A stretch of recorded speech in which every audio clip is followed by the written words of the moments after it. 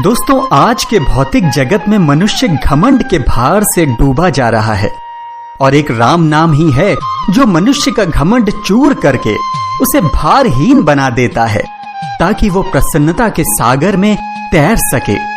और ये बात हनुमान जी भली भांति जानते थे, तभी तो उन्होंने पत्थरों पर श्री राम लिख के उन्हें भारहीन बना दिया ताकि लक्ष्य प्राप्त करने के लिए राम सेतु तैयार किया जा सके।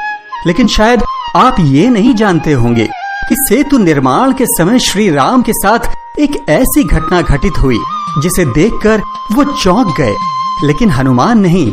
दरअसल हुआ ये कि जब प्रभु श्री राम ने लंका पहुंचने के लिए सेतु निर्माण का आदेश दिया तो सभी सोच में पड़ गए कि भला समुद्र में सेतु बनाया कैसे जाए, वो भी इतना बड़ा जो लंका तक पहुंच जाए।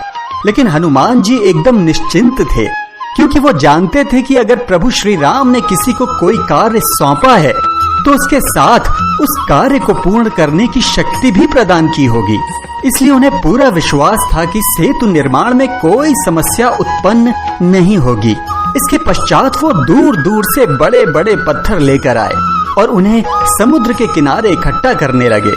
वानर सेना भी हनुमान जी की देखा देखी पत्थर इकट्ठा करने लगी, लेकिन जब पत्थरों को समुद्र में डालने की बारी आई तो सब चिंतित हो गए, क्योंकि पत्थर तो डूब जाएंगे। वो हनुमान जी को ढूंढने लगे। तभी सबकी नजर हनुमान जी पर पड़ी जो राम नाम लिखे पत्थरों को समुद्र में फेंक रहे थे। आश्चर्य तो ये था कि वो सभी पत्थर तैर रहे थे। बस फिर क्या था, हनुमान जी राम नाम लिखते गए और वानर सेना उन पत्थरों से सेतु निर्माण करती चली गई। जब श्री राम ने देखा कि उनके नाम लिखे हुए पत्थर तैर रहे हैं तो उन्होंने सोचा कि अगर उनके नाम मात्र से पत्थर तैर रहे हैं तो अगर वो स्वयं ही उन्हें फेंकेंगे तब तो पत्थर आराम से तैरेंगे।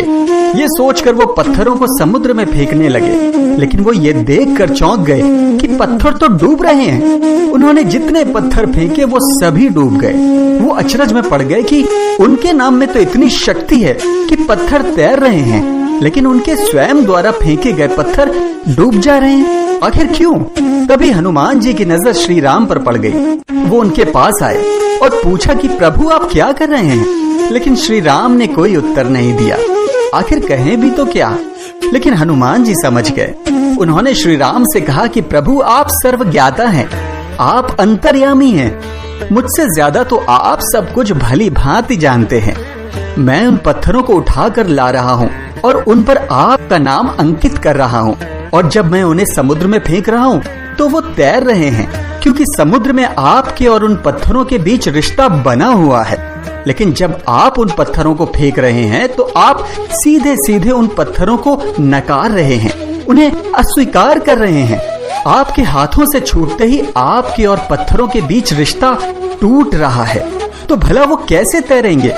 ये सुनकर प्रभु श्री राम की हनुमान जी के प्रति श्रद्धा और भी बढ़ गई। दोस्तों, ये मात्र एक कथा नहीं थी, बल्कि सीख थी कि हम जो भी कार्य करें ये सोच कर करें कि प्रभु हमें अस्वीकार न कर दें, क्योंकि अगर उन्होंने हमें अस्वीकार कर दिया तो हम कहीं के नहीं रहेंगे। इसलिए भगवान का नाम जपते रहिए, उनका स्मरण करते रहिए, ताकि भगवान और आपके बीच रिश्ता बना रहे। दोस्तों, अब मैं आपको हनुमान जी के संबंध में एक और कथा बताने जा रहा हूँ, जो लंका दहन के पश्चात की है। नारद मुनि हनुमान जी के पास आए और कहने लगे कि आप प्रभु के सच्चे भक्त नहीं हैं। ये सुनकर हनुमान जी ने कहा कि ये आप कैसे कह सकते हैं कि मैं सच्चा भक्त नहीं हूँ? तब नारद मुनि ने कहा कि अगर आप सच्चे भक्त होते तो वैदिक आदेशों के विरुद्ध कोई कार्य नहीं करते। दूसरे के घरों में आग लगाना धर्म विरुद्ध है, और जब आप सीता जी की खोज में लंका गए तो आपने कई राक्षसों के घरों में आग लगा दी। तो आप धर्म के विरुद्ध कार्य करके प्रभु के सच्चे भक्त कैसे हो सकते हैं? ये सुनकर हनुमान जी मुस्कुराए और कहा कि नारद जी, राम भक्त होने के नाते मेरा सर्वप्रथम कर्तव्य है कि मैं लावारिस पड़े शवों का विधि विधान के साथ अंतिम संस्कार करूं, ताकि अगले जन्म में वो अच्छा जीवन प्राप्त कर सके। जब मैं लंका गया तो मैंने देखा कि कोई भी ना तो प्रभु का ध्यान कर रहा था और ना ही उनका नाम जप रहा था। और शास्त्रों में इस बात का स्पष्ट उल्लेख है कि जो भगवान के पवित्र नाम का स्मरण ना करे, गलत कार्य करे, वो मृत शरीर के समान ही है। इसलिए लंका में वो सब मुझे मृत शरीर ही लगे, जिन्हें मैंने जलाकर मुक्ति प्रदान कर दी। वहां मात्र एक ही ऐसी जगह थी जहां से राम नाम सुनाई पड़ रहा था, और वो था विभीषण का महल। इसलिए मैंने उस महल को नहीं जलाया। हनुमान जी का जवाब सुनकर नारद जी ने उन्हें गले से लगा लिया और कहा कि मैं जानता था कि आप ही श्री राम के परम भक्त हैं, फिर भी आपके मुंह से कहलवाने के लिए मैंने ये सब मजाक किया था। तो दोस्तों, नारद जी ने भले ही मजाक में हनुमान जी से कहा हो, लेकिन हनुमान जी के उत्तर से हमें तो एक सीख मिल गई कि बिना भगवान के नाम का स्मरण किए हुए, बिना उनका नाम जपे हुए ये शरीर मृत समान ही है। तो दोस्तों, आपको हनुमान जी से संबंधित आज की कथाएं कैसी लगी, हमें अवश्य बताइएगा। जय श्री राम, जय हनुमान।